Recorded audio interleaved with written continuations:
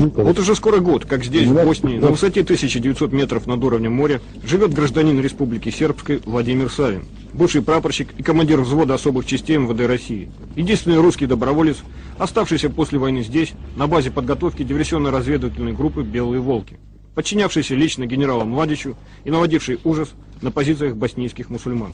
Каждое утро он делает изнурительную зарядку, тренируя свою разбитую миной ногу. Ее пощадили сербские хирурги, но Владимир иногда жалеет, что ее не отрезали. Тогда бы он получал хоть какие-то деньги за инвалидность. Сейчас бывший диверсант живет тем, что время от времени ему подбрасывают сербские боевые друзья. И с нетерпением ждет зимы, когда начнется охотничий сезон и можно будет подстрелить какую-нибудь дичь. Поступало сюда итальянские консервы, это якар, которые на собаки не едят у них. Японские консервы, рыба тунец, но так испорчено все это. Несмотря на то, что Владимиру иногда попросту нечего есть, в России он пока не торопится, рассчитывая, что его боевой опыт в сложных нынешних условиях может понадобиться в любую минуту. Считаешь, что еще здесь пригодишься, да? Ну, это моя республика, сейчас моя страна вторая.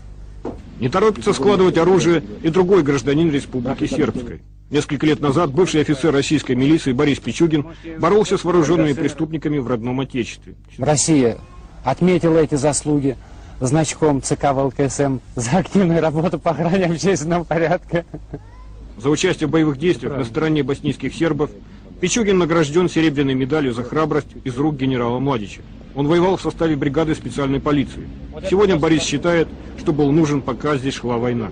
15 января мне сказали: все, не может быть у нас больше подразделений, потому что в России рожден ты за нас иностранец, для нас иностранец, и не можешь находиться в Министерстве внутренних дел, в войсках.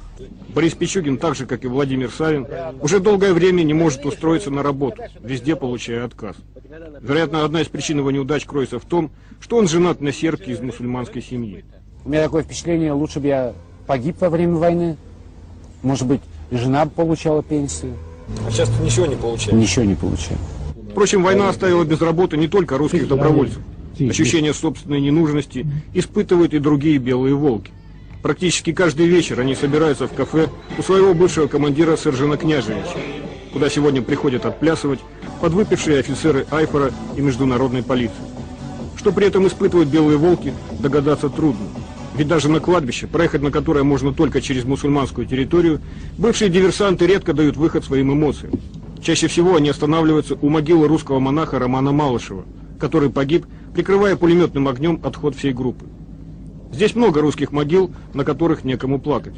Говорят, за 2 года войны в Республике Сербской погибли больше 4000 русских добровольцев. Но сейчас, после установления зыбкого мира, на этом кладбище появляются новые кресты. Месяц назад примерно на этом месте подорвал себя гранатой русский доброволец, лишившийся ног в бою. Он не выдержал волокиты местных властей с оформлением гражданства и инвалидности. С тех пор у всех правительственных учреждений появились знаки, запрещающие посетителям носить оружие.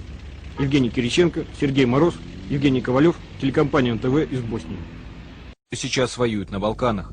Кто эти люди и зачем они приехали сюда, позволит хоть немного понять история этого парня.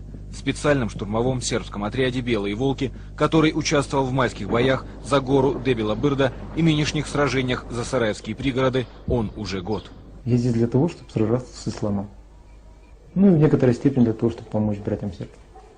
Бывший офицер российской армии Юрий служил в Афганистане. В свое время побывал во многих горячих точках бывшего Союза, а теперь нашел себя здесь. Сейчас я командир огневого взвода. У меня в подчинении гранатометы, огнеметы, минометы и прочие меты. То есть я просто-напросто уничтожаю живую силу противника. Вы видите кадры, которые мы снимали в одной из диверсионных акций «Белых волков» в мусульманском тылу. Пожалуй, война – это единственное место, где Юрий чувствует себя дома. Война – дело мужчин, говорит он, и поэтому мужчины ее создают. Я не, скажем так, не принадлежу к тому полу, который носит штаны. Я принадлежу к настоящим мужчинам. Но далеко не все, кто выбрал для себя такой своеобразный путь утверждения в жизни, смог пройти его до конца. Это вот фотографии могил моих друзей. Большинство страниц Юриного фотоальбома заполнено снимками тех, кто теперь уже навсегда останется в боснийской земле. Это могила Леши Томилина, вот он Леша здесь на фотографии. и здесь незадолго до смерти. Это Валера Гаврилин, знаменитый крендель, местная легенда. Он был здесь очень долго. Погиб в апреле этого года от снайпера в Сараево. Война. Большие потери среди русских в Боснии некоторые объясняют тем, что сербы всегда предпочитают посылать наших специалистов на самые опасные участки. Что думают по этому поводу они сами? Ты просто знаешь, облекаешь такую невинную формулировку в вопрос, используют ли нас сербы как пушечное мясо. Ну, скажем так. Да. Но это по нашей воле. То есть нас никто не принуждает. Хочешь, иди в акцию, не хочешь, ради бога, сиди в кафане, пей пиво. Именно поэтому наемниками они себя не считают, получая символическую плату в 20 марок. Рисковать жизнью за 20 марок, да вы что, неужели я похож на идиота? Наемнику все равно, с кем воевать, говорит Юрий. Он слышал, что мусульмане платят за его специальность неплохие деньги, но сотрудничать с ними не хочет. Что-то у меня нет никакого желания идти на ту сторону. Убивать тех, кто на той стороне, это у меня есть желание. За этим сюда, на Балканы, первые россияне приехали уже давно. Точкой отсчета стал Vukovar в 1991 году, когда вспыхнул первый военный пожар в бывшей Югославии между хорватами и краинскими сербами. Различные казачьи организации набирали отряды добровольцев. Стихийно возникали вербовочные пункты. В 1992-м война перекинулась на Боснию, и добровольцы из России оказались здесь. С оружием в руках вступили они на эту землю, и многие останутся здесь навечно. Кто же он, этот человек, как и многие другие, оставившие жену и ребенка в России и приехавшие сюда воевать? Мы представляем Россию на Балканах, утверждает Юрий. А насчет того, что псы войны, да как бы нас ни называли, мы чернорабочие войны, мы люди войны. Я ничего не имею против этого псы войны, ради бога. Если псы, то мы злые, голодные, опасные псы, и нас нужно бояться. Вячеслав Грунский, Илья Мордюков, телекомпания НТВ, Сараево.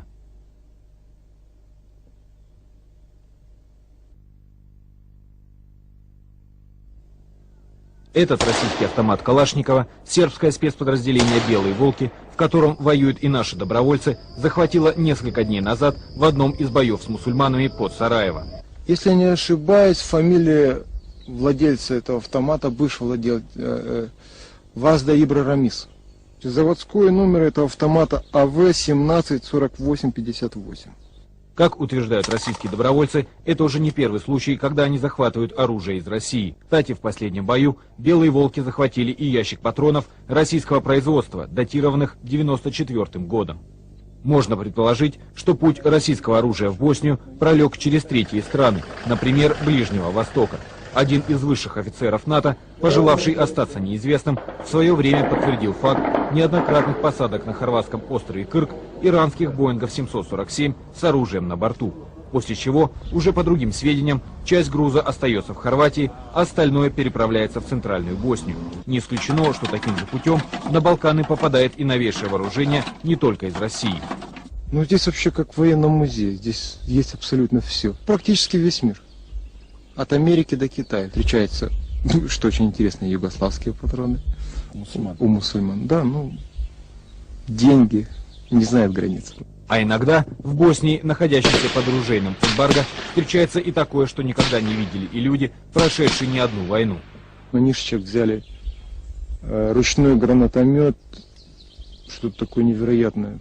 37 миллиметров калибр, небольшая граната, типа барабана, в барабане 6 гранат вставляется. Знаете, Шварценеггер в одном из фильмов бегал с таким гранатометом, там стрелял налево, направо. Великий наш командос Шварценеггер.